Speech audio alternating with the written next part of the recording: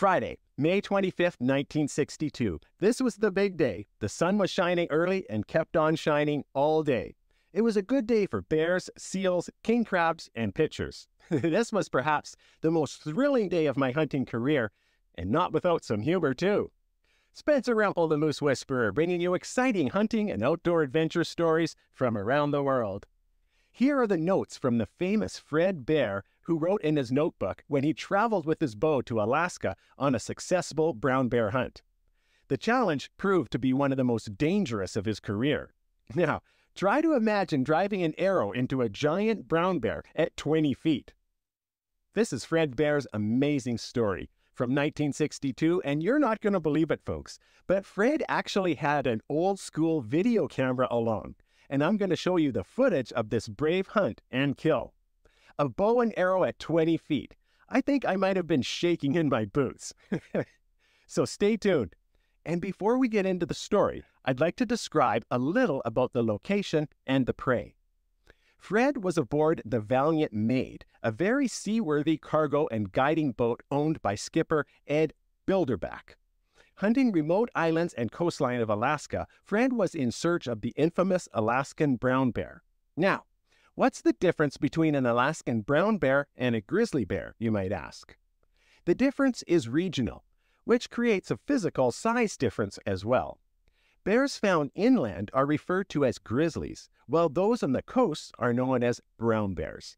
Grizzlies are actually a subspecies of brown bear. Coastal brown bears have a fatty, salmon-rich diet, which is why those found along the Alaskan Peninsula are the largest in the world. And you would never mistake one for a brown-colored black bear. No, this is a giant, well-fed grizzly. So, without further ado, let's get right into it. Our hunting day did not start early. The crab pot was lifted first to yield 3 fine king crabs, 1 average size and 2 monsters. Next, we took the skiff into Bear Bay, a rocky shallow site with a short beach about 300 yards long. As we rounded the point and the beach came into view, a fine bear chose this time to walk out of the alders and into sight on the sand. We were a good half-mile away. The engine was quickly shut off while we studied the bear through our binoculars. He brushed himself, pawing and eating in the sand and kelp, while Ed slowly and quietly rowed the boat towards the rocky shore, about 200 yards beyond the edge of the beach. If we could make it to that location without being seen, we would be hidden by a small point that came between us and the bear. Harley watched the bear with his binoculars to alert Ed to stop rowing when the bear looked our way. It was touch and go. Brownie would paw and eat and lie down intermittently. The warm sunshine on his heavy winter fur doubtlessly brought out sleepy dreams of great summer days ahead, gorging on spawning salmon.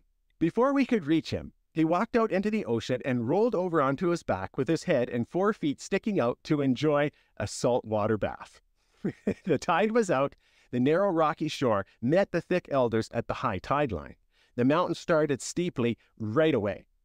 Leaving the skiff, we made our way towards a point that would afford a view of the beach and the bear. Ed and I ahead, and Harley with his 270 and the cameras about 25 yards behind. When we were some 50 yards from the skiff, we saw the bear's blonde ears coming towards us.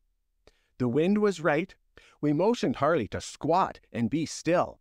Ahead of us, there was a heaven-sent big rock, about 4 feet by 4 feet. Hunkering down, we made our way to it. This was the only cover on the entire shore, and we were lucky to have it. We were so happy that it was so conveniently placed. We both knelt down in the shadow of the rock, Ed a bit to my left, and I on one knee with an arrow on the string. We kept our heads down, sure that he would pass on the ocean side. We waited in great anticipation for the appearance of this king bear. He was a good-sized bear, too. We had concluded that while watching him through the glasses crossing the bay. Up to now, however, our only close look at him had been his ears, and there seemed to be quite a space between them. All kinds of thoughts go through one's mind in suspense-filled moments like this. Would he bolt like the one 2 weeks ago when he saw me slowly start to draw the arrow? Or would I have only a frontal shot when he saw us and stared in amazement? We had to stop about 10 feet from the rock because of some sticks that lay ahead. Would he see us before he was even at the rock? I was determined to place the razor head through the ribs close to the shoulder. This would be a clean kill. There would be no excuses. I worried about the 3 strands of my bowstring that had chafed on a sharp barnacle as I got out of the skiff. Would it hold for this one shot? We waited. Finally, he was in sight, 25 feet away and coming closer. He turned towards us and looked at us, standing still. We remained as motionless and quiet as stumps. We could almost see his mind working. Odd piece of driftwood that came up in the tide last night. You see, stationary subjects are not considered harmful in the animal kingdom. He turned broadside and walked to pass us. The 65-pound Kodiak bow came back with ease of a toy. He did not even notice the movement. The razor head sank right into its feathers right at the front leg. The impact was considerable, and he roared and exploded down the shore straight towards Harley. We wondered what the outcome would be. Harley, however, endowed with the tradition of good showmanship, stood his ground operating the camera until the bear began to fill the viewer, and it seemed prudent to abandon the camera for a rifle. Cameras are delicate instruments and should be put down carefully, but life is precious. The open shore between the steep alder-covered bank and the water measured a scant 20 feet, and Harley's position was squarely in the middle of it. The bear's direction of travel was also right down the middle.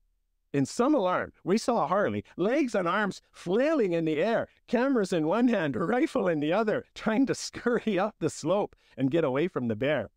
Ed yelled in his booming voice, "Take pictures! I'm covering you!" And the bear passed by him at full speed. A short way beyond, it tried to climb into the alders, but could not make it and rolled back the slope near the skiff. He was dead in less than a minute. The arrow nicked a rib close to the front leg, passed through a lung, cut a heavy artery near the liver, and went through the diaphragm and just through the skin near the back ribs on the far side. We took pictures and left him to go back to the Valiant Maid for a bite to eat. It was high tide when we got back, and his feet were in the water. The rope slung under him, we were able to roll him onto the skiff and then winch him aboard for skinning on the aft deck. With the carcass intact, he tipped the scales at 810 pounds. The skin squared 9 feet, and the length and width of the skull measured 27 inches. It placed the distance of the shot at 20 feet. The bear ran 90 yards from where he was hit. It had been a very, very busy day, a very exciting day, and gratifying. A bear at 20 feet looks big when you're down on one knee looking up at it. Again, it was proved that an arrow in the right spot will do the job quickly and humanely, regardless of the size of the animal. This was a day when everything worked out just right. The sun was out all day, and the bear did his part in coming to us. Actually, it would have been a difficult stalk if he had remained on the open beach. It takes breaks like this to be successful with either bow or gun, except that with the bow, the circumstances have to be more refined and the timing exact. This makes the 5th bear that we have been within 30 yards of. The other 4 times, something went wrong. The range handicap of the bow is great, but the thrills of getting close to your target make up for it. A good-sized bow-legged brownie strutting towards one at 25 feet is a thrill well worth the time and effort. It's a great privilege to match wits with a noble animal such as this that nature has so aptly equipped to take care of itself.